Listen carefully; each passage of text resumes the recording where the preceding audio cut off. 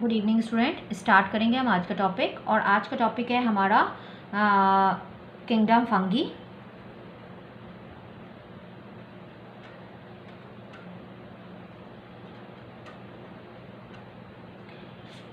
Kingdom fungi, और kingdom fungi के अंदर हमने जनरल इंट्रोडक्शन पढ़ लिया था।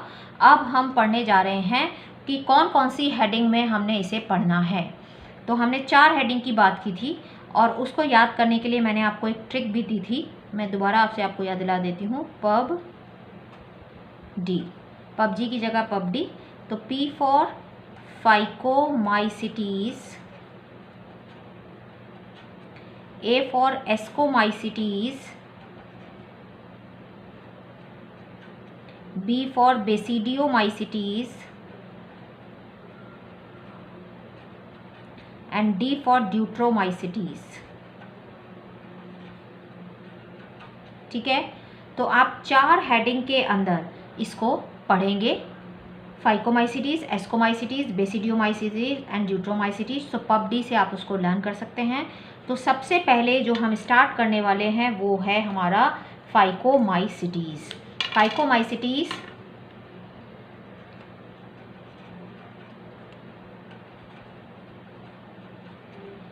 फाइकोमाइसिटीज से हम स्टार्ट करने जा रहे हैं अपना पहला हेडिंग। तो फाइकोमाइसिटीज कहाँ देखने को मिलती है? पहले तो हमें देखने को मिलती है एक्वेटिक हैबिटेट्स में। एक्वेटिक हैबिटेट्स में, यहाँ पे जहाँ पर भी थोड़ा मॉइस्चर कंटेंट होता है वहाँ पर हमको देखने मिलती है। इसके अलावा डिकेइंग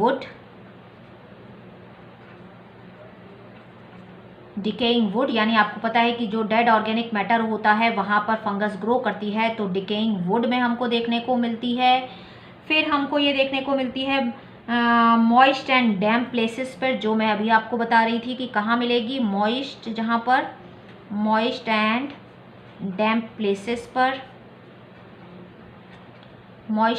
प्लेसेस पर आपको ये देखने को मिल सकती है। इसके अलावा as a obligate parasite on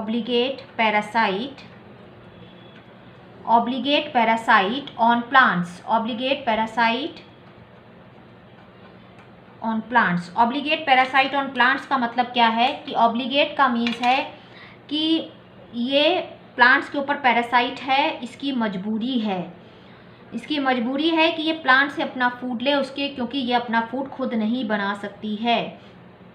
fungus जो है इसके पास क्लोरोफिल नहीं है, तो ये या तो डिकम्पोजर है या तो ये जो है पैरासाइट है। ठीक है, सेप्रोफाइट है। तो ये ऑब्लिगेट पैरासाइट है प्लांट्स के ऊपर, क्योंकि ये खाना खुद नहीं बना सकती, तो प्लांट्स के ऊपर इसको डिपेंडेंट रहना पड़ता है, उससे अपना फूड लेना पड़ता है। ठीक है, इसके अलावा और क्या इसके कैरेक्टरिस्टिक फीचर हैं कि जो इसका माइसीलियम है,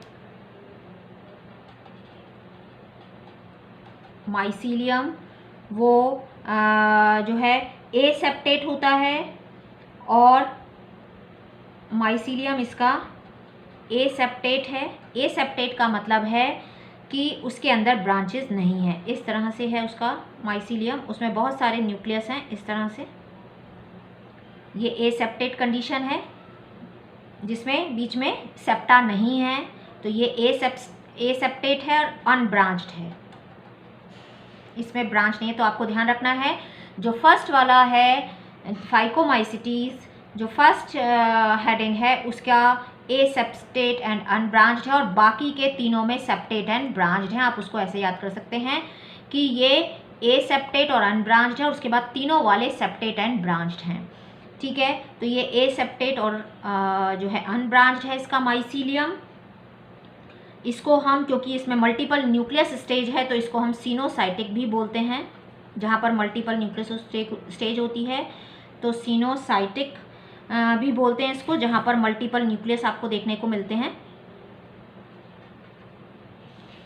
मल्टीपल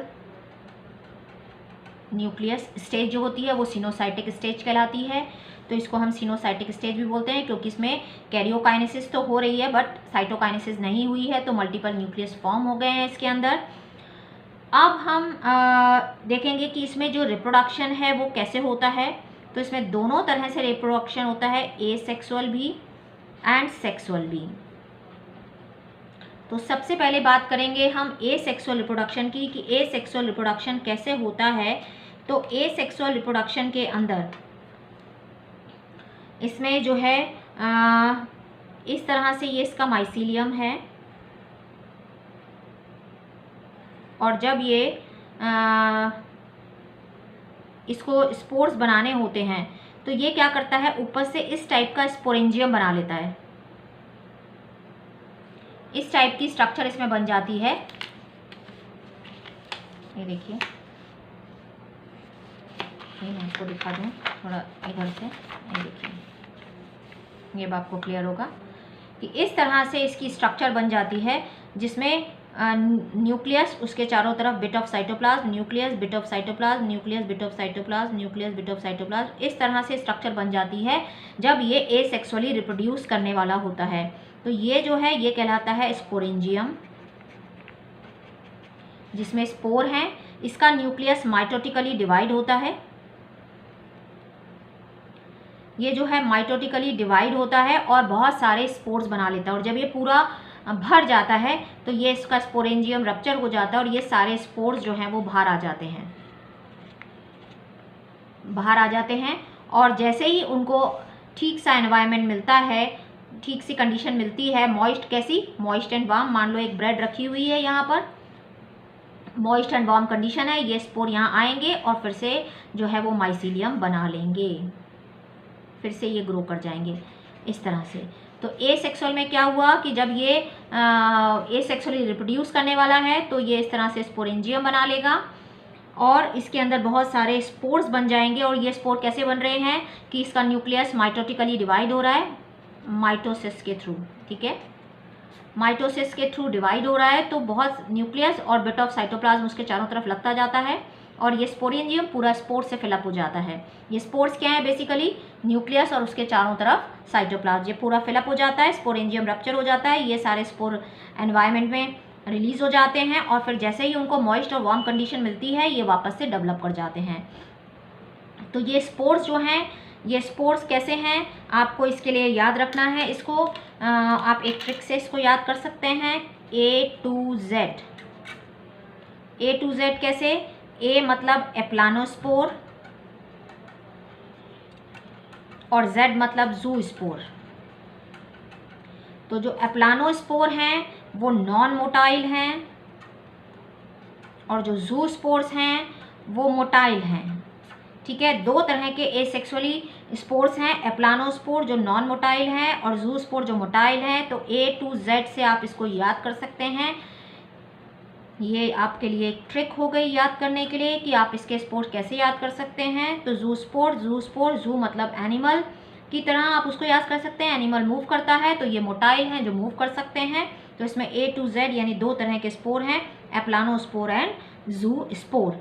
और ये कैसे प्रोड्यूस हो रहे हैं, ये प्रोड्यूस हो रहे हैं एंडोजीनसली, यानी स्पोरेंजियम के अंदर प्रोड्यूस हो रहे हैं। तो जब स्पोरेंजियम के अंदर प्रोड्यूस होते हैं तो ऐसे स्पोर्स को बोलते हैं एंडोजीनसली प्रोड्यूस्ड,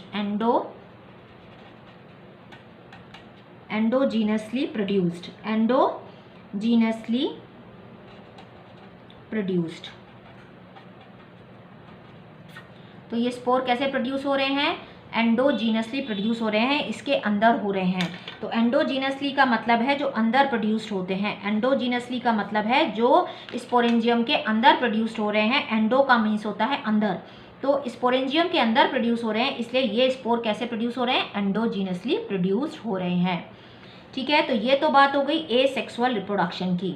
अब हमें बात करनी है कि सेक्सुअल रिप्रोडक्शन इसके अंदर कैसे होता है।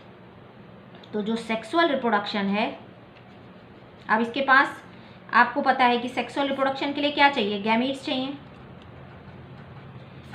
चाहिए और उनका फ्यूजन। तो गैमीट्स बनाने के लिए कोई ऐसा रिप्रोडक्टिव ऑर्गन नहीं है। तो इसके अंदर कैसे होगा, तो इसके अंदर क्या होगा, दो डिफरेंट जो हाइफी हैं वो आपस में पास आएंगे इस तरह से। मान लो एक हाइफी ये वाला है और दूसरा हाइफी ये आ गया। तो ये दो हाइफी जो है वो एक दूसरे के पास आते हैं और सेम सेम फंगस का सेम हाइफी आपस में दोनों हाइफी सेम नहीं होते, मतलब दूसरा स्ट्रेन होता है, दूसरे स्ट्रेन होता है जो वो दोनों आके आपस में जो है इसमें से इस हाइफी का एक न्यूक्लियस, क्योंकि इसका जो न्यूक्लियस है वही जो है वो इसका गैमीट बनेगा। यानी एक अगर एक राइजोपस फंगस है उसका ये वाला माइसिलियम, तो दूसरे राइजोपस का हाइफी ये है। एक राइजोपस का हाइफी ये है तो एक राइजोपस का हाइफी ये है, यानी दोनों अलग अलग राइजोपस के हाइफी हैं। तो ये ऐसे करके एक निकालता है अपना ब्रांच जिसमें इसका न्यूक्लियस आता है, इधर से ये अपना एक ब्रांच निकालता है इस तरह से, और इसमें इसका न्यूक्लियस आता है।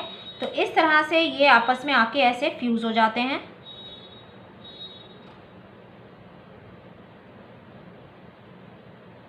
इस तरह से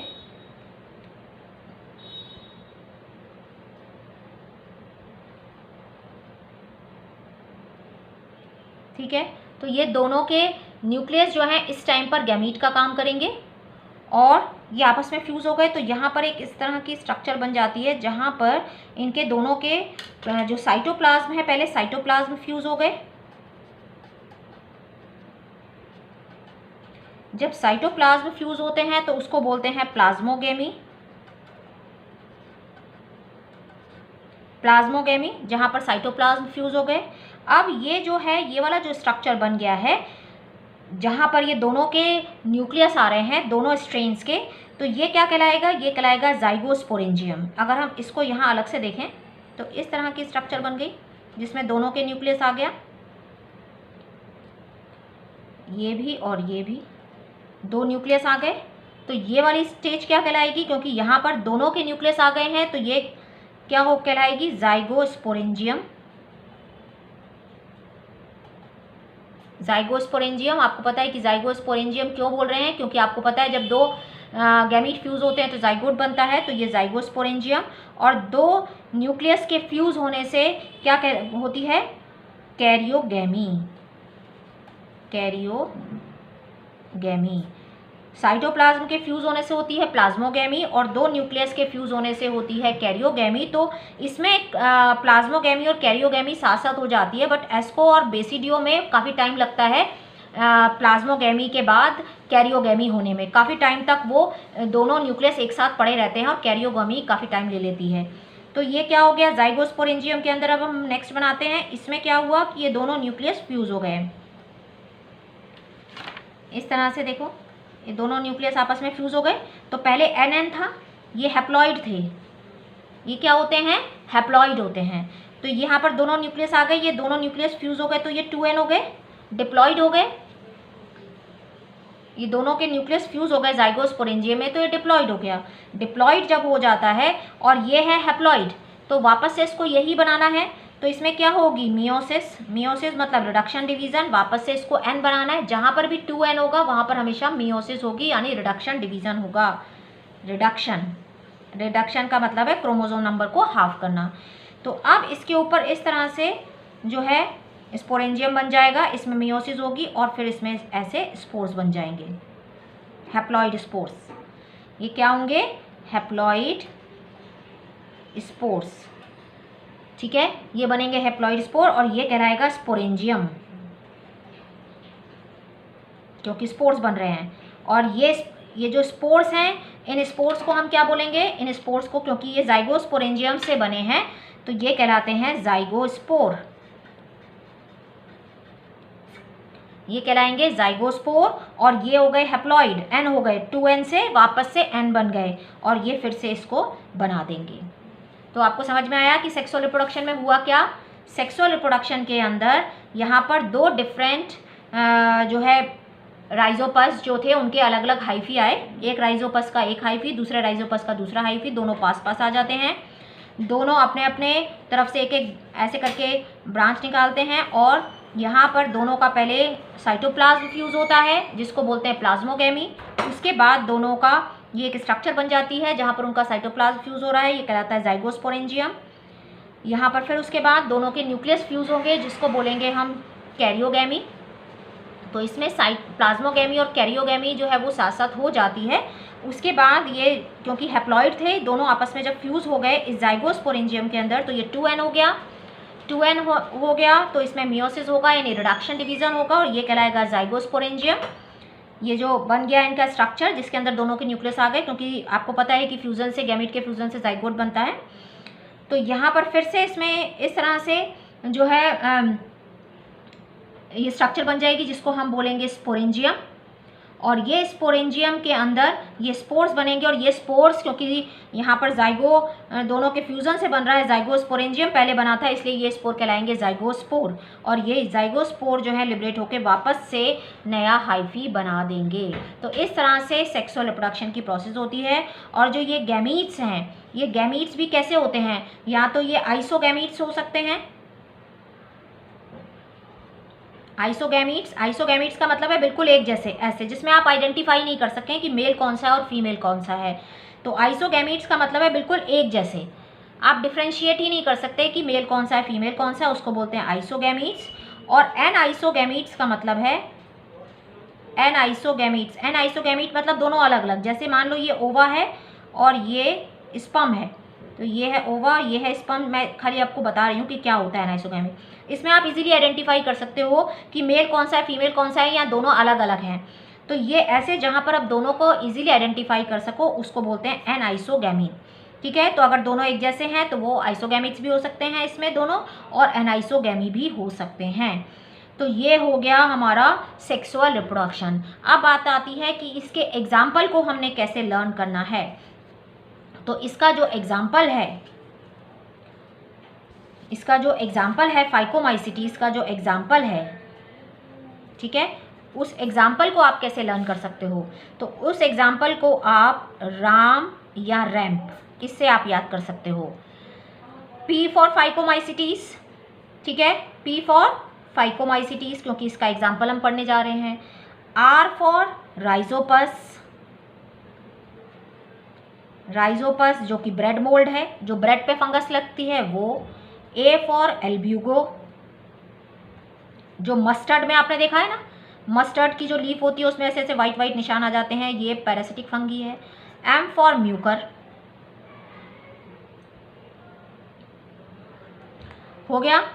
R राइजोपस जो ब्रेड मोल्ड है, A एल्ब्यूगो जो मस्टर्ड पे लगती है पैरासिटिक फंगी, M म्यूकर और P फॉर फाइकोमाइसिटीज। तो रैम्प से आप या राम से आप याद कर सकते हैं। तो ये इसके एग्जाम्पल्स हैं। इसके अंदर आती है हमारी ब्रेड फंगस जो ब्रेड पे लगती है, ठीक है, तो इसको आप याद कर सकते हैं। इसमें एक्वेटिक हैबिटेट है, डिकेइंग वुड पे देखने को मिलती है, मॉइस्ट डैम्प प्लेसेस पे ऑब्लिगेट पैरासाइट है क्योंकि अपना खाना खुद नहीं बना सकती, प्लांट्स के ऊपर डिपेंडेंट है अपने खाने के लिए। माइसीलियम एसेप्टेट एंड अनब्रांच्ड है, सिनोसाइटिक कंडीशन है क्योंकि मल्टीपल न्यूक्लियस देखने को मिलते हैं। एसेक्सुअल जो होते हैं स्पोर्स वो स्पोरेंजियम के अंदर बनते हैं, एंडोजीनसली प्रोड्यूस होते हैं। उसका न्यूक्लियस माइटोटिकली डिवाइड होकर बहुत सारे स्पोर्स बनाता है। जब ये स्पोरेंजियम रप्चर हो जाता है तो ये सारे एनवायरनमेंट में रिलीज हो जाते हैं और जैसे ही मॉइस्ट एंड वार्म कंडीशन मिलती है वापस से ये ग्रो कर जाते हैं। इनको आप A to Z से याद कर सकते हैं। एप्लानोस्पोर जो नॉन मोटाइल है, जूस्पोर जो मोटाइल है, जू मतलब एनिमल, तो उससे आप उसको याद कर सकते हैं। सेक्सुअल रिप्रोडक्शन मैंने अभी आपको समझाया कि 2 स्ट्रेन पास आते हैं और किस तरह से उसमें प्लाज्मोगैमी एंड कैरियोगैमी होती है। तो ये हो गई हमारी फर्स्ट फंगर फाइकोमाइसिटीज। सो आपको समझ में आ गया होगा। So thank you, thanks for watching. Please like, subscribe and share.